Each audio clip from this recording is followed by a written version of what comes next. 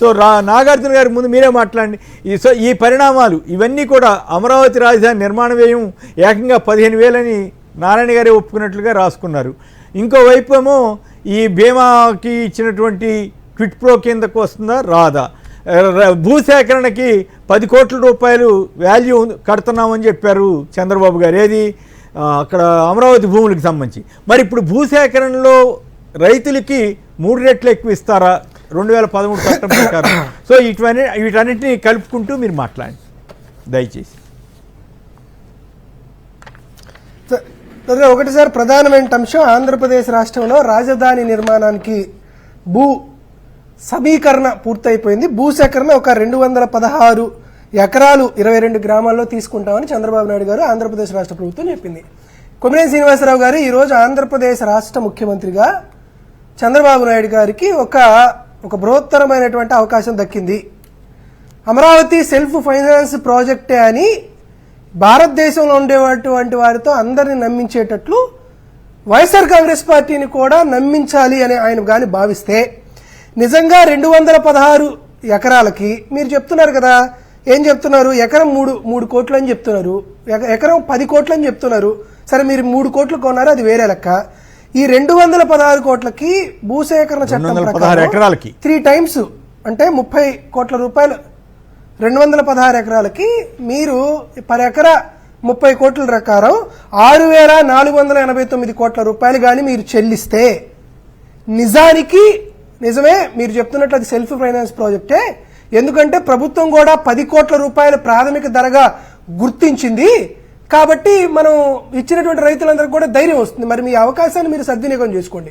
ఎందుకు మీరు అవకాశాన్ని సద్వినియోగం చేసుకోలేరు? మీ మనసులో మీరు చెబుతుంది తప్పని మేము ఎందుకు చెప్తున్నామంటే, చంద్రబాబు నాయుడు గారు ఒక 5 ఎకరాల్లో విలాసవంతమైనటువంటి ఒక చిన్న పూరి గుడిసె కట్టుకుంటున్నాడండి. ఆయన దృష్టిలో 5 ఎకరాల్లో 18,15,00,000 రూపాయలు కొని ఒక 5 ఎకరాల్లో కొన్నాడు. అంటే ఆయన గజం 7,500 రూపాయలకు కొన్నాడు. 7,500 రూపాయలకి ఒక గజం కొంటే పర్ ఎకరా 4,840 గజాలు కాబట్టి ఆయన 3,63,00,000కి ఒక ఎకరం కొన్నాడు. అంటే మీరు చెబుతున్నటువంటి లెక్కకి మీరేమో 10 కోట్లు అని చెప్తున్నారు, మీరు మాత్రం కొనింది 3,63,63,00,000కే కొన్నారు. వాస్తవంగా రేటు లెక్క చూసుకుంటే అక్కడ సుమారుగా 2,80,00,000 ఎంత మాత్రమే ఉన్నాడు ఎకరా ధర.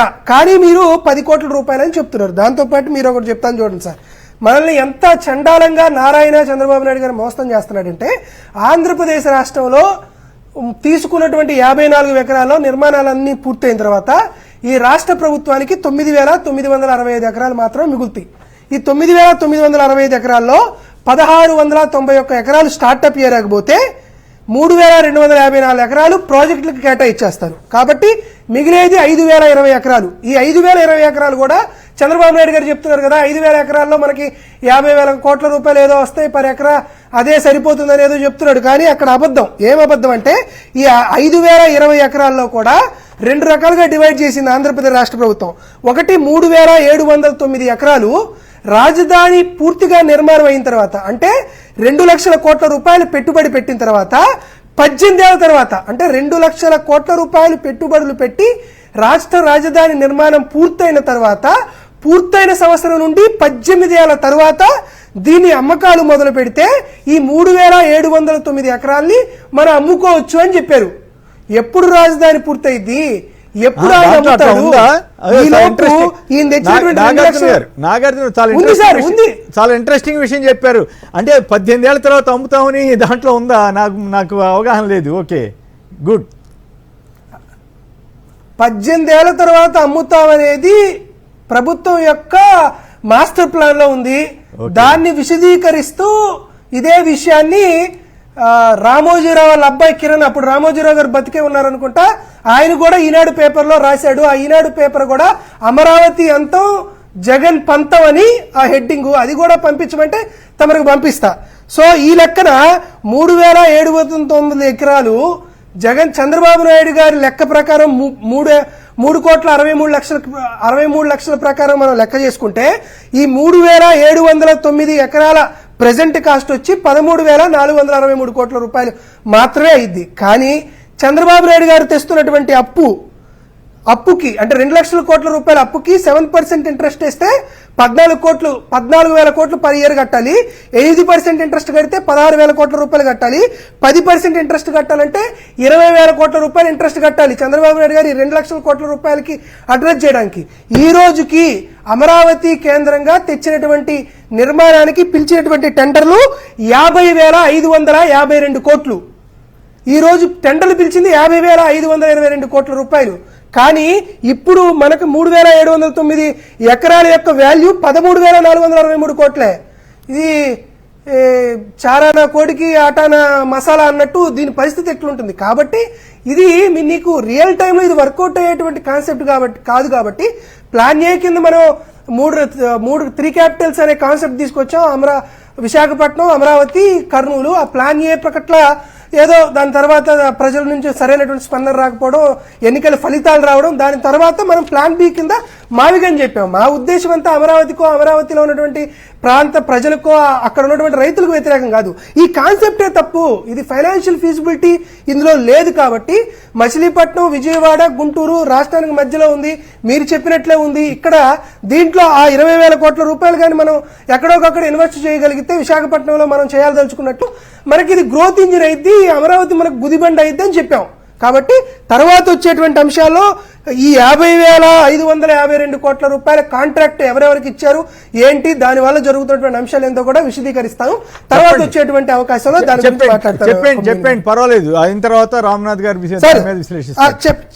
చెప్పండి. Okay sir. సార్ ఈ రోజు ఏమంటున్నారంటే సార్, జగన్మోహన్ రెడ్డి గారు, ముఖ్యంగా చాలా మంది అంటున్నారు జగన్మోహన్ రెడ్డి గారు అమరావతికి కులముద్ర పెట్టాడు. ఆవిడెవడో రేణుకా చౌదరి గారు ఎవరో ఆమె కూడా చెప్పరాక అమరావతి అది ఇది అన్నారు. సార్ నేను ఈ రోజు చెప్తున్నా, మాకు కమ్మాస్లో మా పార్టీకి కూడా తలసిల రఘురామ లాంటి మంచి సీనియర్ లీడరు జగన్మోహన్ రెడ్డి గారు కష్టపడే వాళ్ళు ఉన్నారు. దేవినేని అవినాష్ గారు ఉన్నారు, బొల్లా బ్రహ్మనాయుడు గారు లాంటి వాళ్ళు ఉన్నారు. వ్యక్తిగతంగా మాకు విద్యాబుద్ధులు నేర్పించిన వాళ్ళు ఉన్నారు, మీలాంటి పెద్దలు ఉన్నారు. ఈ రాష్ట్రంలో చాలా మంది స్వతంత్ర సమరయోధులు కూడా కమ్మాస్ ఉన్నారు సార్. మేము ఎవరూ వాళ్ళకి వ్యతిరేకం కాదు. కానీ మేము చంద్రబాబు నాయుడు గారికి వంత పాడుతూ తాబేదారులుగా ప్రవర్తిస్తున్నటువంటి కొంతమంది కాంట్రాక్టర్లు, వారు కమ్మవారికి చెందిన వాళ్ళు కాబట్టి వారినంటే మొత్తం కులాన్నో లేకపోతే మొత్తానికి ప్రాంతాన్నో అన్వయించుకోవడం మంచి పద్ధతి కాదు. ఎందుకు ఇది ముందుగా చెప్తున్నానంటే తర్వాత చెప్పేది ఎట్లానో కట్ చేసి మా మీద విష ప్రచారం చేస్తారు కాబట్టి అది వేరే విషయం. సార్ ఈ రోజు ఆంధ్రప్రదేశ్ రాష్ట్ర ప్రతిపాదిత రాజధానిలో 77 వర్కులు జరుగుతున్నాయి సార్. ఈ 77 వర్కుల్ని ఏపీసీఆర్డీఏ 32 వర్కులు చేస్తుంది. బిల్డింగ్ అండ్ హౌసింగ్ కి సంబంధించి ఏడీసీ అమరావతి డెవలప్మెంట్ కార్పొరేషన్ ద్వారా రోడ్స్ అండ్ ఫ్లడ్స్ కి 45 వర్కులు జరుగుతున్నాయి సార్. అంటే మొత్తం 77 వర్కులు జరుగుతున్నాయి. ఈ 77 వర్కులకు గాను 50,552 కోట్ల రూపాయలు విలువ చేసేటువంటి ఈ 77 వర్కుల్లో సూపర్ 6 కుంభకోణం జరుగుతుంది సార్. ఏంది ఈ సూపర్ 6 కుంభకోణం అంటే 6 కంపెనీలకు మాత్రమే 96.1% వర్కులు అలాట్మెంట్ జరిగింది సార్. కేవలం 6 కంపెనీలకే. అంటే 48,580 కోట్ల రూపాయల వర్కులు కేవలం 6 కంపెనీలకు మాత్రమే జరిగాయి. ఈ 6 కంపెనీల్లో 2 కంపెనీలు ఎల్ఎన్టీ అండ్ షాపూర్జీ పల్లంజీ, ఈ రెండిటి కలిపి 9 వర్కులు జరిగాయి. ఈ 2 కంపెనీల నుంచే చంద్రబాబు నాయుడు గారికి సుమారుగా 2019 మధ్య కాలంలో 145 కోట్ల రూపాయలు కాంట్రాక్టుల కింద, సబ్లీజెస్ కింద ఆయనకి 145 కోట్ల రూపాయలు అవినీతి డబ్బు వచ్చిందని అప్పుడు ఐటీ ఇన్కమ్ ట్యాక్స్ డిపార్ట్మెంట్ వాళ్ళు చంద్రబాబు నాయుడు గారికి ఇచ్చినటువంటి ఉత్తర్వుల కాపీ. ఈ రోజు నేను అడుగుతున్నాను sir, L N T and Shapoor Pallonji original sir, ఇవి ఒరిజినల్. చంద్రబాబు నాయుడు గారు plot number 1310, road number 65, Jubilee Hills. అదే sir DIN number, order number 29/9/2022, PAN number card దాకా మొత్తం ఇస్తున్నాను సార్. దాంట్లో క్లియర్. ఈ 2 సంస్థలకు ఇచ్చిన దాంట్లో తప్ప అవునా కదా అడుగుతాను. దాంతో పాటు ఇంకా చెప్తాను సార్, మిగతా 4 సంస్థలు అంతర్జాతీయ సంస్థని ఆంధ్రప్రదేశ్ రాష్ట్రంలో చంద్రబాబు నాయుడు గారి సొంత సామాజిక వర్గ కాంట్రాక్టర్లు నిర్మిస్తారు సార్. సింగపూర్ లేదు, మలేషియా లేదు, జపాన్ లేదు, జర్మనీ లేదు, ఓన్లీ అమీర్పేట, గుంటూరు. చెప్తాను చూడు. బిఎస్ఆర్ ఇన్ఫాటెక్ ఇండియన్ ప్రైవేట్ లిమిటెడ్, ఈయనకి 18 ప్యాకేజీలు ఇచ్చారు. ఎన్సీసీ లిమిటెడ్ ఈయనకి 15 ప్రాజెక్టులు ఇచ్చారు. ఆర్ఆర్ ప్రాజెక్టు కిరణ్ గారు వియ్యంకుడు, ఆయనకి 13 ప్యాకేజీలు ఇచ్చారు. ఈయనకి కమిషన్లు ఇచ్చే మెగా ఇంజనీరింగ్ మెయిల్, వీరికి 13 కాంట్రాక్టులు ఇచ్చారు. మొత్తం 77లోనూ ఆంధ్రప్రదేశ్ రాష్ట్రంలో చంద్రబాబు నాయుడు గారి సొంత సామాజిక వర్గ వ్యాపార వర్గాలకు చెందినటువంటి 4 సంస్థలకు మొత్తం 77 ప్యాకేజీలకు గాను 59 ప్యాకేజీలు అంటే 76.62% కేవలం చంద్రబాబు నాయుడు గారి సొంత సామాజిక వర్గానికి చెందినటువంటి కాంట్రాక్టర్లకి ఈ వర్క్ అలాకేట్ చేశారు. దీని వాల్యూ 38,799 కోట్లు. ఈ రోజు నేను చాలా స్పష్టంగా చంద్రబాబు నాయుడు గారు అడుగుతున్నాను, సార్ మీరు ఇచ్చినటువంటి 6 కాంట్రాక్టర్ల సంస్థల్లో ఒక్క దళిత కాంట్రాక్టర్ ఉన్నాడా? ఒక్క మాల కాంట్రాక్టర్ ఉన్నాడా? ఒక మాదిగ కాంట్రాక్టర్ ఉన్నాడా? ఒక యాదవ కాంట్రాక్టర్ ఉన్నాడా? ఒక గౌడ కాంట్రాక్టర్ ఉన్నాడా? ఒక క్రిస్టియన్ ముస్లిం మైనారిటీ కాంట్రాక్టర్ ఉన్నారా? కేవలం నీ సొంత సామాజిక వ్యాపార వర్గాలకు సంబంధించిన వారికి నువ్వు వేల కోట్ల రూపాయల దారాదత్తం చేసిన తర్వాత ఈ రోజు నేను అడగట్లేదు సార్, ఆంధ్రప్రదేశ్ రాష్ట్ర ప్రజలందరూ అడుగుతున్నారు. అక్కడ వచ్చినటువంటి రైతులకు మేము కులాన్ని అంటకట్టట్లా, కానీ అక్కడ నిర్మాణం చేస్తున్నటువంటి కాంట్రాక్ట్ సంస్థలకు తాబేదారులకు ఖచ్చితంగా కులం ఉంది. ఆ కులం చంద్రబాబు నాయుడు గారి సొంత సామాజిక వ్యాపార వర్గాలు, వారి దగ్గరే వారు కమిషన్లు తీసుకుంటున్నారని గతంలో వచ్చినటువంటి వర్కౌట్లు కూడా ఉన్నాయి. మళ్ళీ నేను చెప్తున్నా, మేము ఎక్కడా కూడా ఒక కులాన్ని తక్కువ చేయడం కానీ లేకపోతే ఒక ప్రాంతాన్ని తక్కువ చేయాలనేటువంటి ఆలోచన మాకు లేదు. సరే కాంట్రాక్టర్ వాళ్ళు తెచ్చుకోవడం తప్పేమవుతుందని మీలాంటి పెద్దలు అడగచ్చు. ఆ కాంట్రాక్ట్ తెచ్చుకోవడంలో కూడా వీరు చూపించినటువంటి ప్రతిభ ఏంటో తరువాత రామ్నాథ్ గారు మాట్లాడిన తర్వాత అది కూడా విశదీకరించేస్తారు. ఓకే, రామ్నాథ్ గారికి మీరే అవకాశం ఇచ్చారా? రైట్.